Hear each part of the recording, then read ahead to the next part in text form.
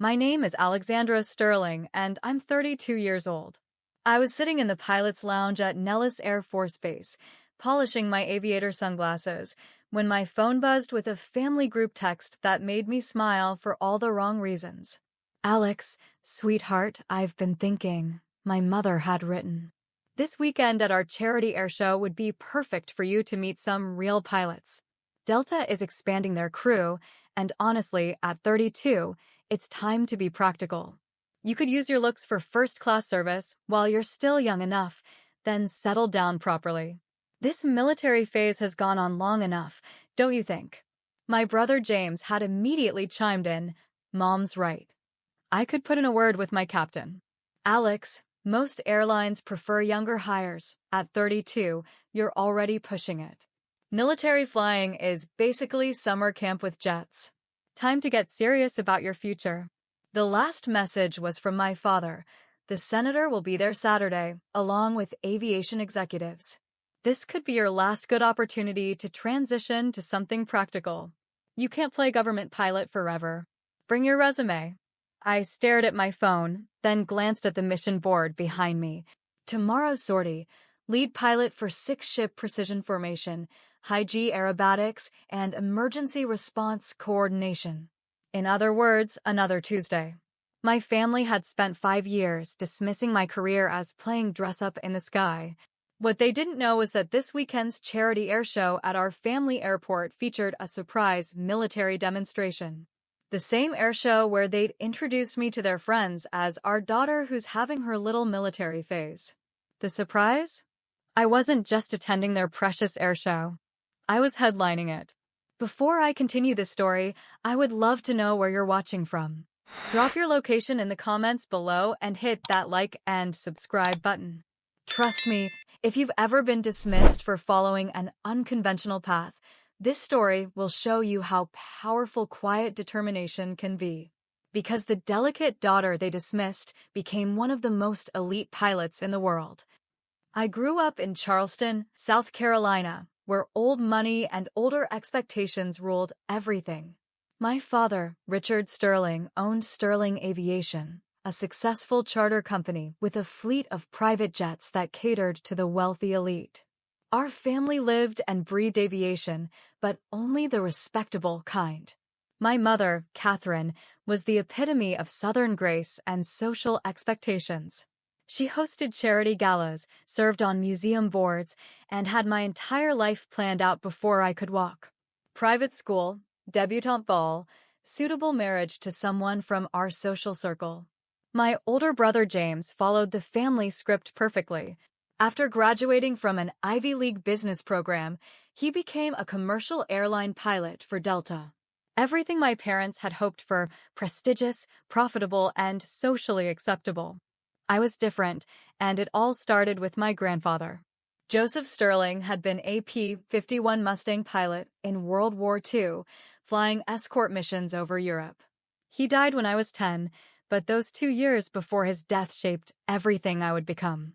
While my parents were busy grooming James for business success, Grandpa Joe would sit with me in his study, surrounded by faded photographs and worn logbooks. "Alex," he'd say, pointing to a picture of his fighter squadron, "these machines weren't just aircraft, they were instruments of freedom." Every mission meant something. He'd let me hold his distinguished flying cross and tell me stories about flying through flak over Germany, protecting bomber crews who were somebody's sons, somebody's fathers. Real flying isn't about comfort or profit, sweetheart. It's about being worthy of the machine and the mission. When he passed, I found his flight log hidden in his desk drawer. Page after page of combat missions, technical notes about aircraft performance, and a small note tucked inside the cover. "For Alexandra, may you find your own sky to defend." My parents saw his war stories as ancient history. When I told them I wanted to be a fighter pilot like Grandpa Joe, their reaction was immediate and dismissive. "Alexandra, that was completely different," my father said firmly. "That was wartime, honey. It was necessity. Modern military flying is just expensive peacetime theater." My mother shook her head. "Darling, your grandfather flew because he had to. You have choices he never did." Real choices that don't involve putting yourself in danger for no reason. But I knew better. Grandpa Joe hadn't just flown because he had to, he'd flown because someone had to. And 50 years later, someone still did. I wanted to be worthy of his legacy, even if my family couldn't understand why. The Air Force Academy was everything my family feared and everything I needed. The discipline, the challenge, the complete transformation from Southern belle to military officer. For the first time in my life, being underestimated actually worked in my favor. While my classmates struggled with the social aspects of military life, my cotillion training helped me navigate formal protocols effortlessly. While others stumbled through etiquette with visiting dignitaries, I moved seamlessly between worlds. What my family saw as frivolous social skills were actually valuable military assets. But the real test came with flight training. Of the 1,000 cadets in my class, only 500 would get pilot slots. Of those, maybe 50 would qualify for fighters. The competition was fierce, and everyone assumed the polished blonde from Charleston would wash out in the first month. My first instructor, Captain Rodriguez, pulled me aside after my initial check ride. "Sterling, you've got natural instincts, but you're going to have to prove yourself every single day. A lot of people are going to assume you don't belong here." He was right. Every flight was a test, every maneuver scrutinized more carefully than my male classmates. But something my family never understood was that being underestimated gave me a powerful advantage no one saw me coming. I finished flight school ranked third in my class and earned a slot flying F-16s, one of only 8 women in the program that year. My family attended graduation, but their congratulations felt hollow. "It's impressive, dear," my mother had said, "but when are you going to transition to something more practical?" My early years as a fighter pilot were a blur of deployments, training exercises, and proving myself over and over again. Every mission required precision that would terrify most people. Flying at 600 miles per hour, pulling 9 Gs that made your body weigh nearly a ton, making split-second decisions that could mean life or death. But the real breakthrough came during my 5th year of service. I was selected for the Thunderbirds demonstration team, the Air Force's elite precision flying squad. Out of thousands of fighter pilots, only a handful are chosen each year. It's considered the pinnacle of military aviation.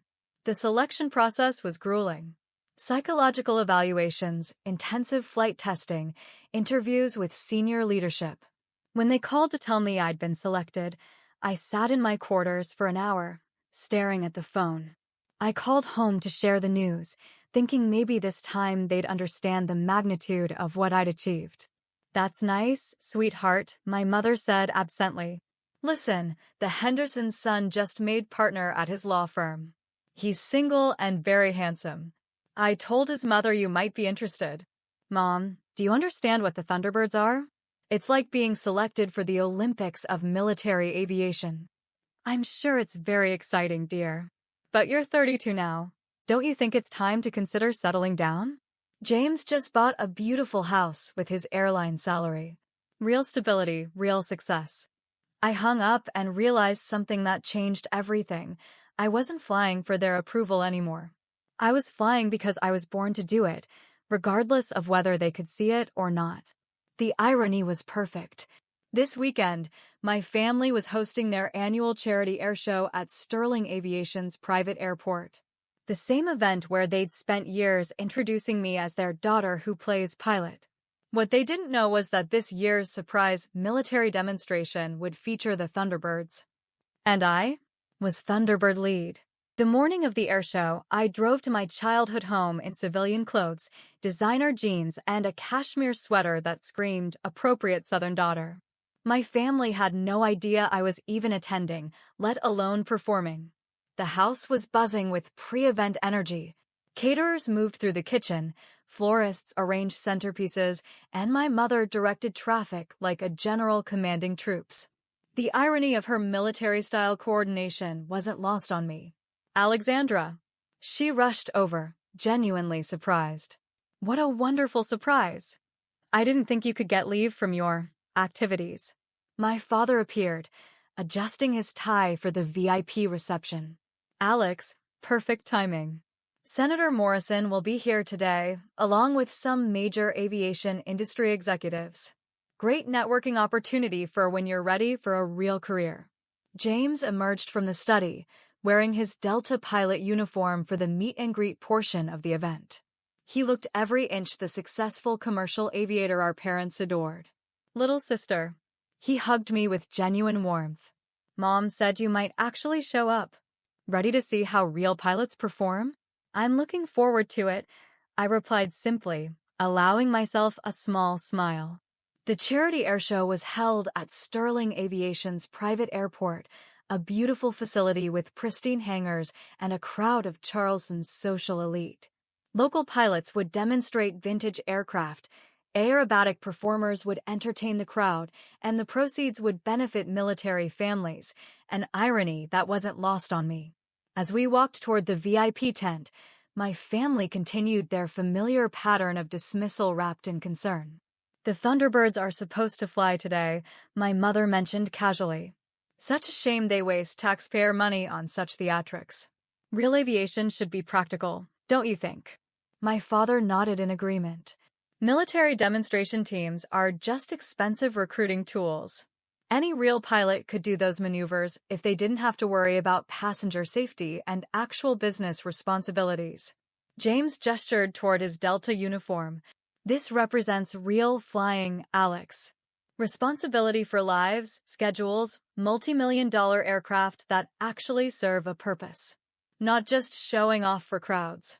I maintained my composure, hands clasped behind my back in a posture that felt natural after years of military bearing. I'm sure it will be an interesting demonstration. The airshow began with vintage warbirds and civilian aerobatic performers. My family chatted with their social circle, occasionally introducing me as our daughter in the Air Force, with the same tone they might use to describe a hobby. Then the announcer's voice boomed across the airfield. Ladies and gentlemen, please welcome a very special surprise addition to today's program. The United States Air Force Thunderbirds. The crowd erupted in applause as 6 F-16s appeared on the horizon, flying in perfect diamond formation. My family looked up with mild interest, the same way they might watch any other performance. Now that's impressive machinery, my father commented. Though I still maintain it's all for show. Real pilots don't need to fly upside down. I excused myself quietly. I need to use the restroom.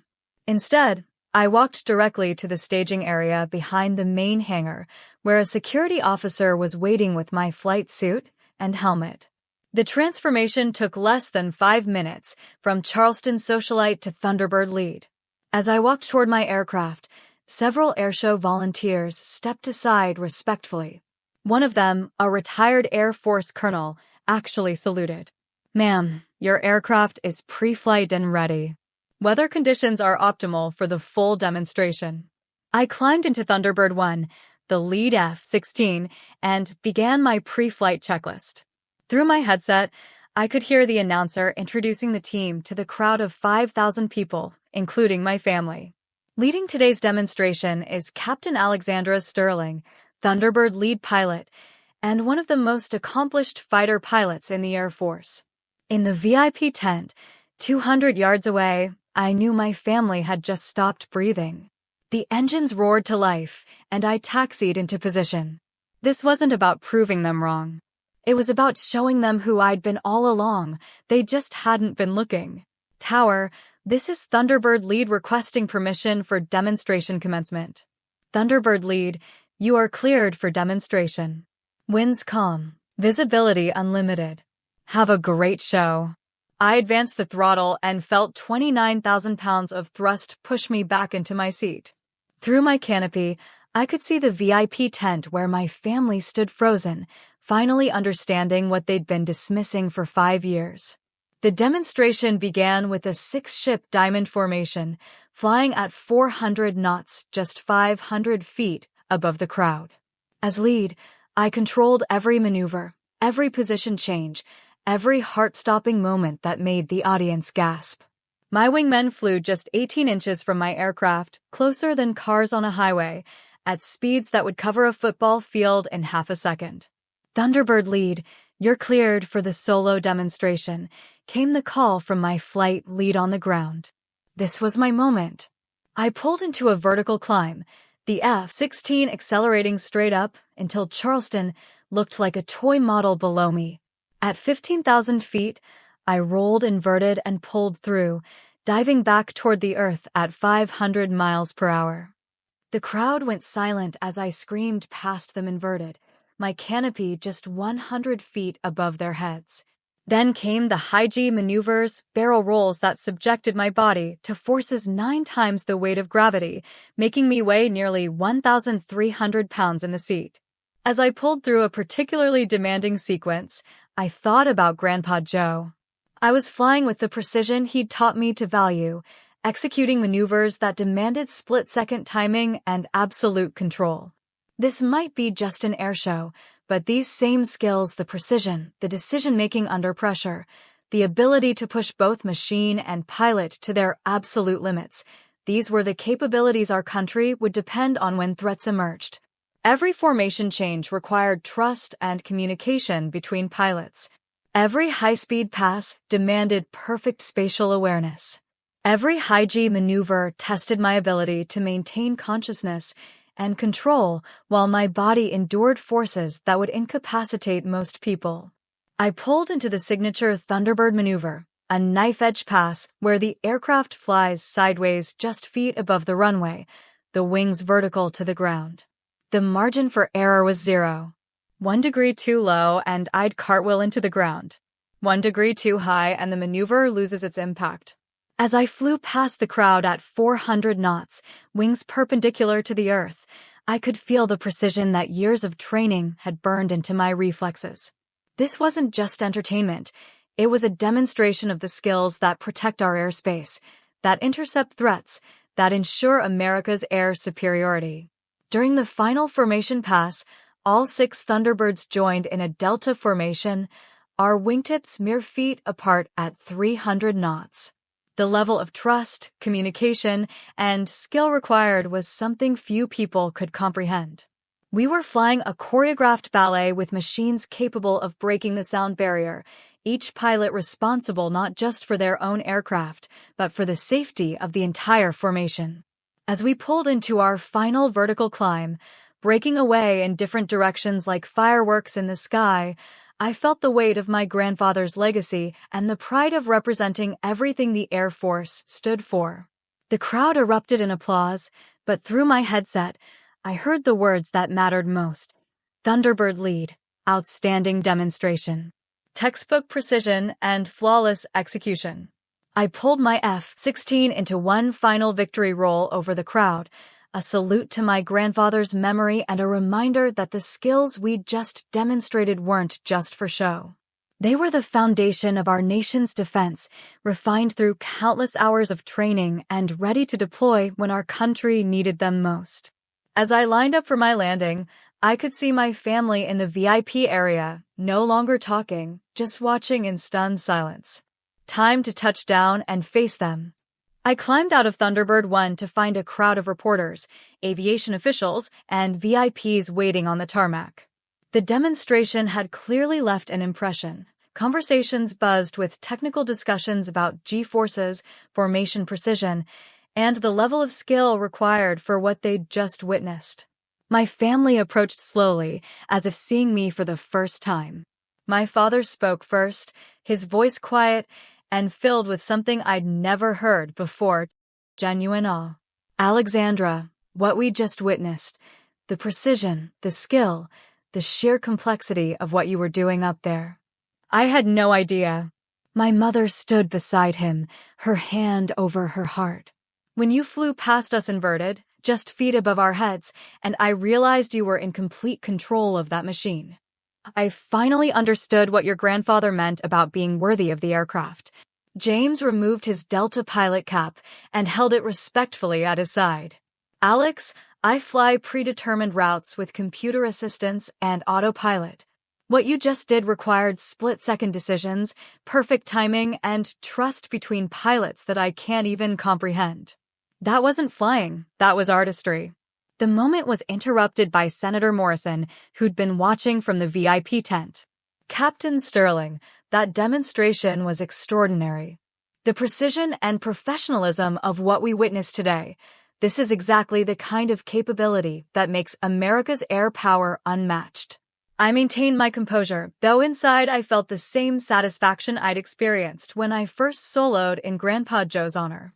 Thank you, Senator. As the crowd dispersed, my family and I found ourselves alone beside my aircraft. The F-16 towered above us, sleek and powerful, representing everything I'd worked to achieve. I owe you an apology, my father said, running his hand along the aircraft's wing. For years, I thought what you were doing was just expensive government theater. But seeing the skill level required, understanding that this represents our nation's air defense capabilities, this is serious responsibility at the highest level. My mother stepped forward. Your grandfather would be so proud. When you performed those maneuvers with such precision, I could see his influence in every movement. The same dedication to excellence, the same commitment to being worthy of the trust placed in you. You've been doing this for 5 years, James said, shaking his head in amazement. Training for scenarios we can't even imagine, maintaining skills that protect our country's airspace, flying the most advanced fighter jets in the world. And we kept treating you like you were playing dress-up. I looked at my family, really looked at them, and saw something I'd been seeking for years, genuine understanding of who I'd become. I didn't do this to prove you wrong, I said quietly. I did it to honor Grandpa Joe's legacy, and because these skills, this precision, this readiness, matter when our country needs them. I'm glad you finally see what that means. My father extended his hand formally. Captain Sterling, it's an honor to know you. And I'm proud to call you my daughter. 6 months later, I stood in that same hangar, now wearing the uniform of a newly promoted major. My family had driven down from Charleston for the ceremony, bringing Grandpa Joe's distinguished flying cross, which they'd had mounted alongside my new rank insignia. He would have loved to see this, my mother said, pinning the display to my dress uniform. Not just your achievements, but knowing that his lessons about precision and duty live on in everything you do. Looking at his medal next to my own achievements, I realized something important. The validation I'd been seeking wasn't from my family. It was from living up to the standard he'd set, being worthy of the aircraft, the mission, and the trust our nation placed in me. Their recognition was meaningful, but it wasn't what defined my success. 3 months later, I received a package at my base quarters. Inside was a framed photo from the airshow, all 6 Thunderbirds in perfect diamond formation, my F-16 leading the group. Below, it was a handwritten note from my father. Alexandra, I've been thinking about what you said, about being ready when your country needs you. I realize now that what we witnessed wasn't just a performance. It was a glimpse of the capability you've built, the precision you've mastered, and the responsibility you carry every day. Your grandfather flew when his generation was called to serve. You've prepared yourself to fly when yours is called. I'm sorry it took me so long to understand the weight of that commitment. Love, Dad. I kept that photo on my desk, not because I needed their approval anymore, but because it reminded me of something important. Sometimes the people who love us most are the last to see the depth of our dedication. The truth is, I didn't need that airshow to validate my choices. Every training flight, every formation practice, every moment spent perfecting my skills was its own validation. But there's something powerful about watching people finally understand what you've been building, not for revenge, but for the simple satisfaction of knowing your commitment has meaning. If you've ever been dismissed for choosing duty over conventional success, remember this. Your worth isn't measured by whether others recognize your sacrifice. It comes from knowing you're prepared when it matters most. The girl they said was too delicate for military life became someone our nation trusts with its most advanced weapons systems. Not because anyone expected it, but because she knew the responsibility was worth earning. So, what about you? Have you ever chosen a path that required dedication others couldn't understand? How did you stay committed when support wasn't there? Share your experiences in the comments below. And if this story resonated with you, please hit that like button and subscribe for more stories of quiet determination and purposeful commitment. Remember, never let anyone convince you that service and sacrifice aren't worthy pursuits. Trust your mission. Recognition will follow when it matters. Until next time, keep flying high.